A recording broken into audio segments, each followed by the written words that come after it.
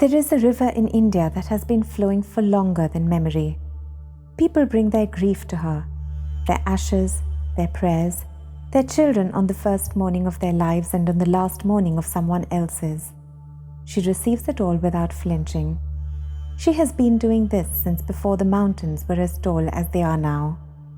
And yet, search all of India and you will not find a single temple built in her name. No stone idol, no sanctum, no priest standing between you and her. Every other deity in this vast tradition has been given a house, a form, a threshold, a door you must pass through to reach them. Ganga alone refused all of it. She said, "I will not be captured in stone. I will not be housed or managed or mediated. Come to me as you are, at any hour, carrying whatever you cannot put down. I'm already here." She is the only sacred presence in this tradition who is the temple, not housed within one, not worshipped through one.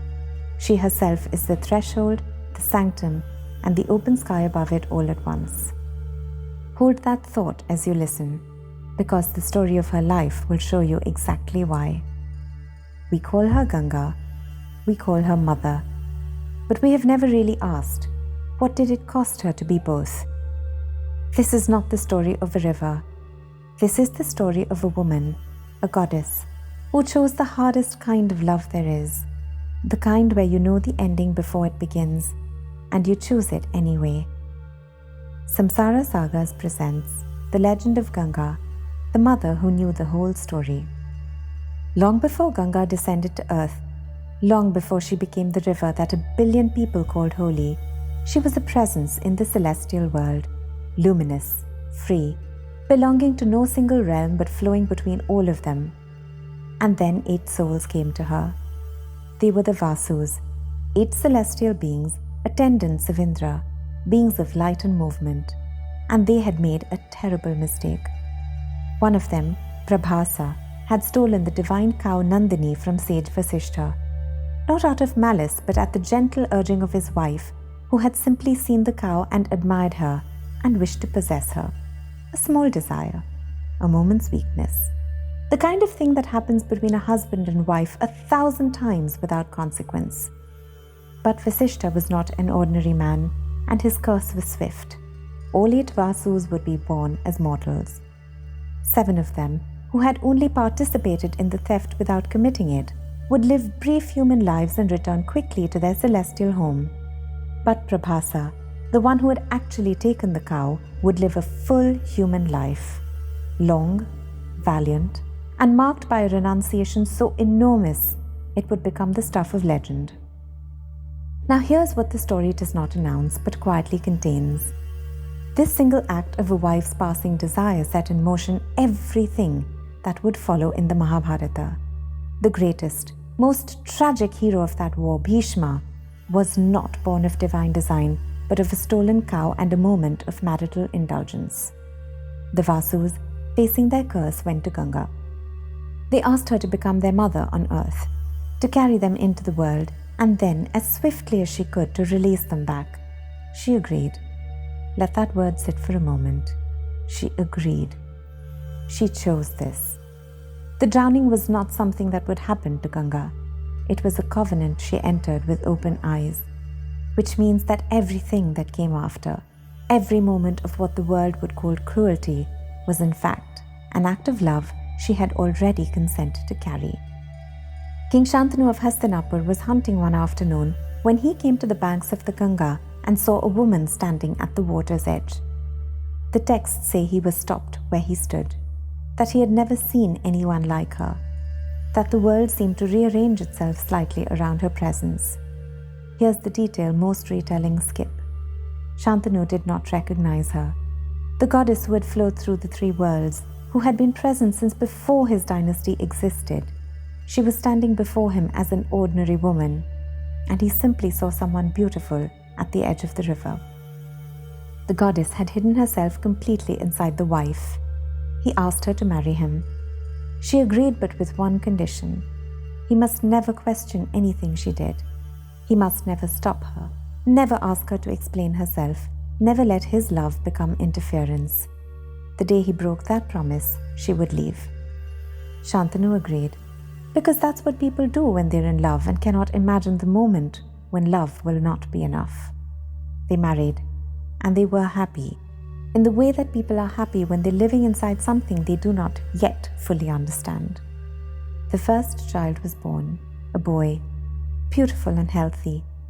Ganga carried him to the river and released him into the water. Shantanu watched. He had promised. He said nothing. The second child, the third, the fourth, fifth, sixth, seventh. 7 sons, each released into the river at birth, and Shantanu, bound by his promise, stood at the shore each time and swallowed the sound that rose in his throat. We must pause here and ask what we never asked. What was it like for Ganga? She was not unfeeling. She was not cold. She was a mother performing an act of liberation for 7 souls who had come to her specifically for this, who needed this release from a mortal life they had not earned. She held each of them. She knew each of them. And then she returned them to where they truly belonged. The closest human equivalent is not murder. It is something closer to what a doctor does when they withdraw treatment, or what a mother does when she lets a grown child leave for a life she knows will be hard. The act looks like loss. It is in fact the deepest respect for another soul's journey. But Ganga knew that the world was watching her. The one man watching her could not see it that way, and she carried that too. When the 8th child was born, Shantanu broke. He stepped forward. He took the child from her arms. He cried, "Who are you? What are you? I cannot let you do this again." The promise was broken. Ganga looked at him, and she told him everything. The vasus, the curse, the covenant, the mercy she had been performing, one child at a time, while he stood on the shore and thought her a monster. And then she told him, "This 8th child, Prabhasa, the one who was meant to live a full human life, I cannot release him. You have claimed him. He is yours now." She named the boy Devavrata, the one devoted to his vow. She named him for what she already knew he would become. And then she left. Ganga did not simply walk away. This is the part of the story that is most consistently forgotten. She took Devavrata with her. 4 years. The texts differ on how many. Some say 16, some say more. She raised him in the celestial realm. She gave him an education that no mortal school could provide. He learned the Vedas from Vasishtha himself, the very sage whose cow had set this entire story in motion. He learned statecraft and governance. He learned warfare from Parshuram, the greatest warrior sage of the age. He learned music. He learned the movement of the stars.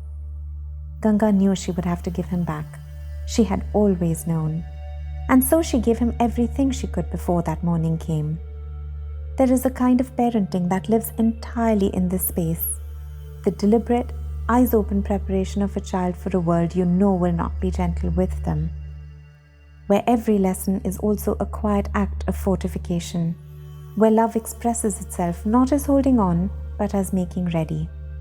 When Devavrata was ready, Ganga brought him to the banks of the river. Shantanu was there, older now, still carrying the shape of all those years of silence and grief. The texts record that Ganga appeared as a mortal woman at the water's edge, that Shantanu did not recognize her at first, again. The goddess, dressed once more in the ordinary, returning the most extraordinary thing she had ever loved. She presented his son to him. She said, "Here's what I have made of the boy you claimed." And then the texts record something that is almost never mentioned in popular retellings. Ganga wept. The goddess. The river that has carried the grief of every civilization that has ever stood at her banks. She wept when she gave her son back to the world. If that does not tell you everything about what it means to be a mother, nothing will. Devavrata grew up to be Bhishma, named so after the terrible vow he made giving up the throne and all claims to progeny, so that his aging father could marry a fisherman's daughter.